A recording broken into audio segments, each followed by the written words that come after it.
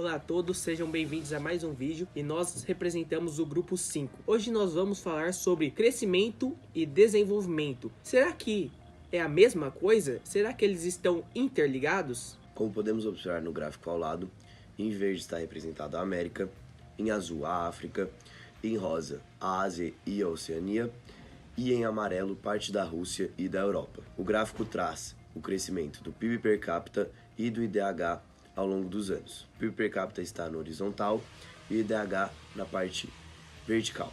Conforme os anos se passam, os dois indicadores crescem, fazendo assim uma reta crescente, mostrando que ambos podem ter relação. No seguinte gráfico, nós temos representado no eixo X da horizontal o PIB per capita e no eixo vertical as patentes. Quando falamos de patentes, elas estão relacionadas com o desenvolvimento de um país. Esse desenvolvimento pode ser tanto tecnológico, social quanto natural. E também temos mais outras vertentes relacionadas a esse desenvolvimento, como o sustentável. Agora, comparando dois países.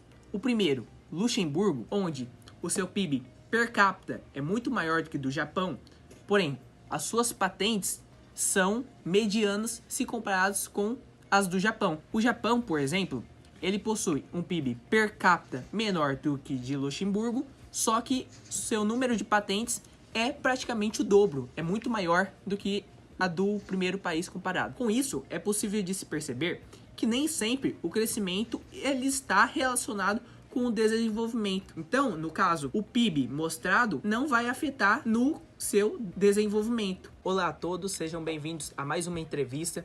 E hoje o principal tema a ser discutido é: crescimento é a mesma coisa que desenvolvimento? Para buscar sanar essa dúvida, nós iremos começar com a definição de crescimento. Crescimento é definido como uma mudança quantitativa ou expansiva na economia de um país.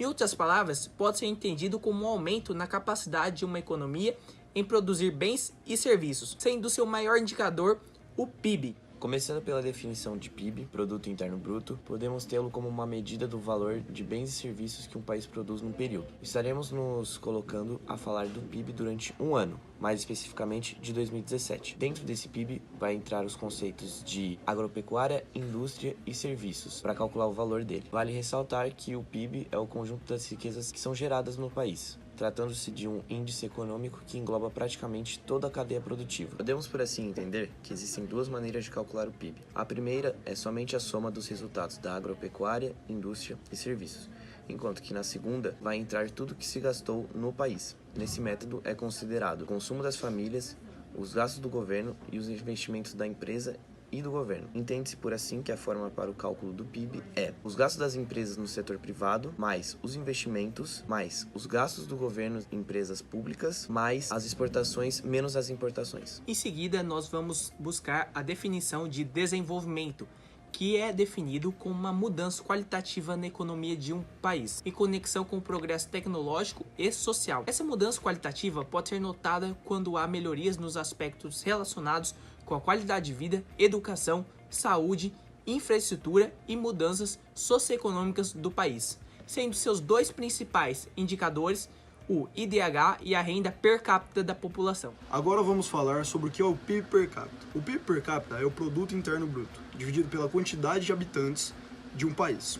O PIB é a soma de todos os bens de um país, e quanto maior o PIB, mais demonstra o quanto esse país é desenvolvido, e podem ser classificados entre países pobres, ricos ou em desenvolvimento. O PIB per capita é um indicador muito utilizado na macroeconomia, matéria na qual estamos tendo, e tendo o objetivo a economia de um país, estado ou região. Para o cálculo do PIB, é considerado apenas bens e serviços finais. O PIB per capita é usado como indicador, pois quanto mais rico o país é, mais seus cidadãos vão se beneficiar. O PIB possui apenas uma consideração: é possível que o PIB aumente enquanto os cidadãos ficam mais pobres, e isso ocorre pois o PIB não considera o nível de desigualdade de renda da sociedade, e por isso não pode ser a única medida para ver o desenvolvimento de um país. Como vemos aqui ao lado, Luxemburgo é o país com o maior PIB per capita, com uma renda de 107.865,27 dólares por habitante, em uma média. Já o Brasil, como olhamos aqui ao lado, o PIB per capita é de 10.888,98 dólares.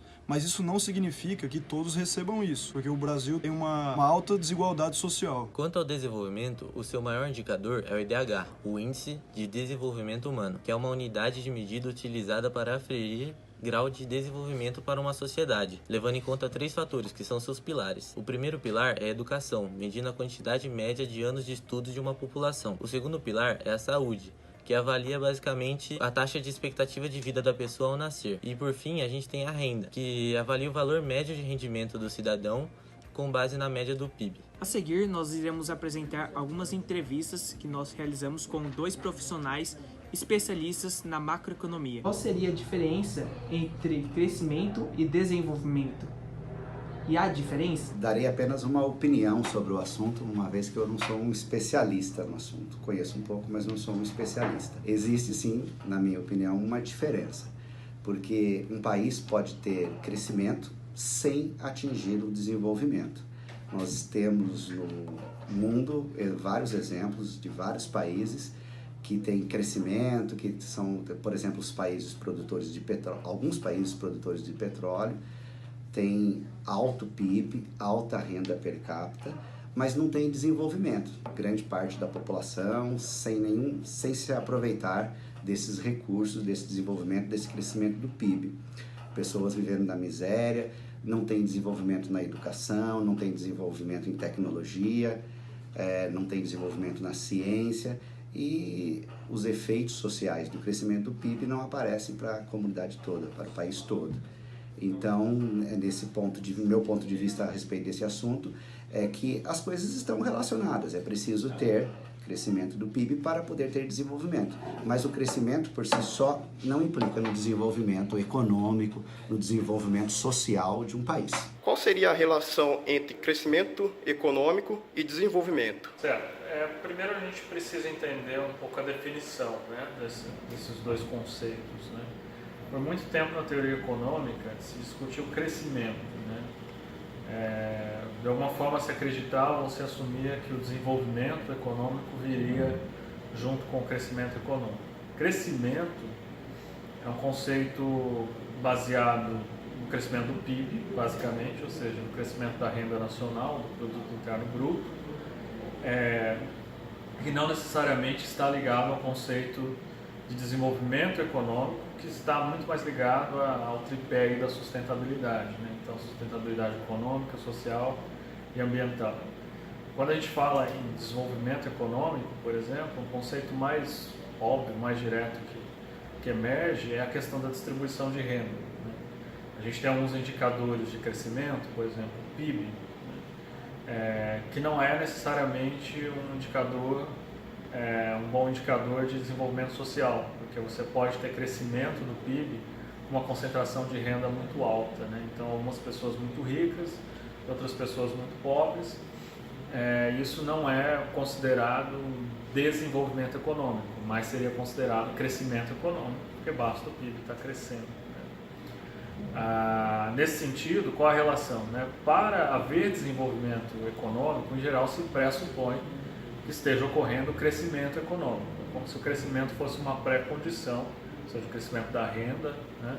É uma pré-condição para que haja desenvolvimento, mas o fato de existir crescimento econômico não necessariamente significa de forma automática que há desenvolvimento. Pode ser que no contexto das políticas macroeconômicas, as autoridades macroeconômicas tenham que, de fato, efetuar ou implementar políticas de distribuição de renda, de preservação ambiental, que melhorem a qualidade de vida da população.